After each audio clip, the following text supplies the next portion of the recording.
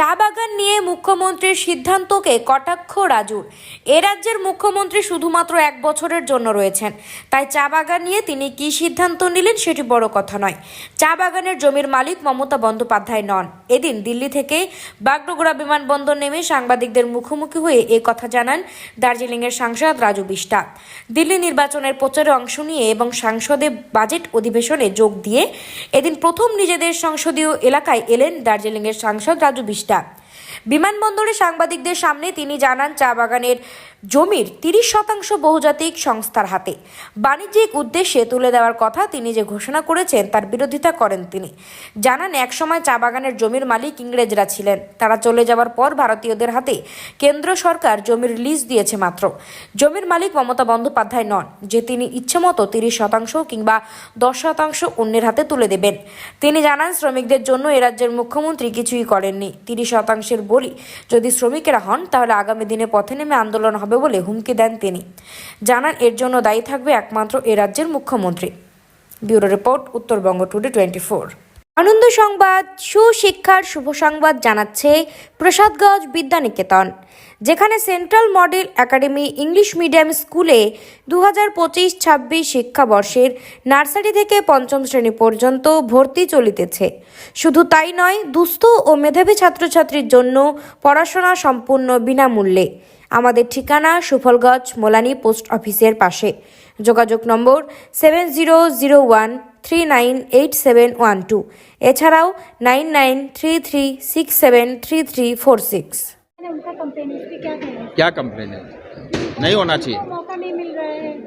ये मैंने पहले भी इसके बारे में टिप्पणी रखी थी। ये खुशी की बात है, 1600 करोड़ के जो है लागत से बागडोगरा का नया टर्मिनल बन रहा है। ये हमारी आवश्यकता भी थी और मैं बार बार जो है यहाँ के जो कॉन्ट्रैक्टर है और एयरपोर्ट अथॉरिटी ऑफ इंडिया को भी, और हाल ही में मैं जब दिल्ली में था मैंने कुछ शिकायतें जो है मंत्री जी से भी की है कि जो भी एम्प्लॉयमेंट है आसपास के लोकल लोगों को प्रायोरिटी में मिलना चाहिए। और जो कुछ भी अब बड़ा कॉन्ट्रैक्ट तो वो तो ऑनलाइन, वो तो ग्लोबल टेंडर था, उसमें हमारे गांव के लोग तो शामिल नहीं हो सकते, लेकिन वो भी कई तरह के सब कॉन्ट्रैक्ट करते हैं। और मैं ऐसा चाहूँगा कि कॉन्ट्रैक्टर को ध्यान रखना चाहिए कि लोकल लोगों को ज़्यादा से ज़्यादा इन्वॉल्व करें, और मुझे जितना गुस्सा कम आएगा इस विषय में उतना अच्छा है। राजू जी, कल परसों आप भेंट किए हैं नितिन गडकरी जी से, क्या बातचीत हुआ? इसके फायदा क्या आएगा हम लोग? देखिए, मैं यहाँ का इंफ्रास्ट्रक्चर कनेक्टिविटी इम्प्रूव हो इसके लिए काम कर रहा हूँ। अभी जो एजुकेशन और हेल्थ को भी मैंने इसमें शामिल किया है, और कुछ दिनों में उसके बारे में भी कुछ घोषणाएं आपको सुनने की मिलेंगी। मैं रिसेंटली जब गडकरी जी से मिला था, कुछ मुद्दे थे, जैसे एक तो मैं आपके माध्यम से अपनी जनता को ये बताना चाहूँगा कि जो है कोरोनेशन ब्रिज की स्वीकृति हो चुकी है, डीपीआर, और उसमें भी कुछ अमेंडमेंट था, क्योंकि जब कोरोनेशन का नया एडिशनल ब्रिज बन रहा था, पेट्रोल पंप से थोड़ा पहले से सीधा एलन बारी तक बन रहा था 6.5 किलोमीटर का, लेकिन उसके अंदर में कुछ 10-12 घर परिवार आ रहे थे, उनको रीसेटलमेंट करने की आवश्यकता पड़ रही थी। जब मैं वहाँ पे भ्रमण गया था, वहाँ की जनता का कहना था कि अगर हमारे घर न टूटे तो अच्छा होगा। फिर फर्दर उसको और पीछे ला करके अभी वहाँ पे किसी तरह को किसी घर और परिवार को क्षति नहीं होगी। 6.5 किलोमीटर का जो है एलनबाड़ी तक का जो है नया एडिशनल कोरोनेशन ब्रिज बनेगा। उसके कारण 14 किलोमीटर की जो घूम के यात्रा करनी पड़ती थी वो बचेगी। और कई लोग कह रहे हैं अभी फाइनल अप्रूवल बचा हुआ है वो, क्योंकि उसमें कुछ अमेंडमेंट हुआ था। बजट वगैरह ऑलरेडी सेंक्शन है, एक फॉर्मेलिटी है, डिपार्टमेंट को उसमें हस्ताक्षर करना पड़ता है। लेकिन मैं आपके माध्यम से कहना चाहूँगा कि 1.5 से 2 महीने के अंडर में उसका टेंडर जो है पब्लिकली रिलीज हो जाएगा। एक दूसरा, बालासन से लेकर के सेबोक कैंट तक रोड बन रहा है। अगले साल जो है अक्टूबर-नवंबर तक वो सड़क बन के तैयार होगी। दूसरी बात, आर्मी जो कैंट है वहाँ से लेकर के जो कोरोनेशन का ब्रिज या सेबोक बाजार कह लीजिए, वहाँ तक के लिए 14 किलोमीटर जो है 4 लेन सड़क बनने की भी स्वीकृति हो चुकी है। और इसके साथ ही जो है सिलीगुड़ी रिंग रोड का जो है वो कंसल्टेंट अपॉइंट हो गया है, वो डीपीआर ऑलरेडी उसके ऊपर में बन रहा है। उसको थोड़ा और पुश करने के लिए मैंने गडकरी जी से निवेदन किया।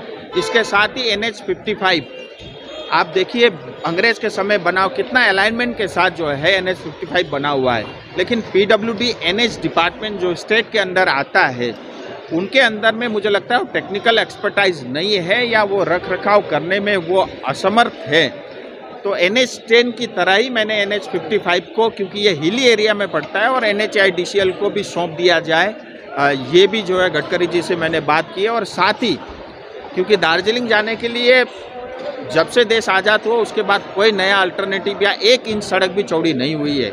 तो जो रेल और रोड है NH55 का, वो दोनों को मर्ज करके एक ही बनाएंगे तो 10 फीट से लेकर कहीं कहीं 20 फीट तक सड़क चौड़ी होगी और कम लागत में एक हमारे को एक अच्छा अल्टरनेटिव सड़क मिलेगी। और इसके साथ ही एक प्रपोजल ऑलरेडी जो है भारत सरकार के पास है, माटीगाड़ा से बालासन होते हुए जो है दार्जिलिंग जाने का, उसकी बात की है। और ऐसे तमाम चीज़ें जो इंफ्रास्ट्रक्चर से रिलेटेड थे वो सब बात की है। और मैं इतना जानता हूँ नितिन गडकरी जी जिस भी काम उनके पास जिस तरह का भी काम लेकर के जाते हैं उसके अंदर में हमको हमेशा जो है एक पॉजिटिव आउटकम देखने को मिलता रहा है। दादू जी, मेरे लिए लास्ट क्वेश्चन, रंगापानी लेवल क्रॉसिंग क्या हालत में है अभी? रंगापानी जो है लेवल क्रॉसिंग की हालत ठीक नहीं है। लोग घंटों वहाँ पे जो है जाम के कारण फंसे रहते हैं। भारत सरकार ने 100 करोड़ की स्वीकृति दी है। मैं आपके माध्यम से गौतम दा से निवेदन करता हूँ, प्लीज़ एक NOC दे दो। और गौतम दा को भी ज़रूरत नहीं है, वो DM से ही मिलना है। और आपके माध्यम से मैं DM मैडम से भी निवेदन करता हूँ, एक नो ऑब्जेक्शन सर्टिफिकेट दे दो। भारत सरकार हमने पूछा है, नहीं, वो मेरा काम नहीं है, वो रेलवे का काम है। और 10 रिमाइंडर जा चुका है और उसके अंदर में अभी तक जो है कुछ भी जो है आगे बढ़ा नहीं है। और आप कह रहे हैं तो मैं एक बार स्वयं भी DM से बात करता हूँ। हमने चलो ठीक है, नहीं मांगा, आप दे दो। अब मांग रहा हूँ, अब दे दो।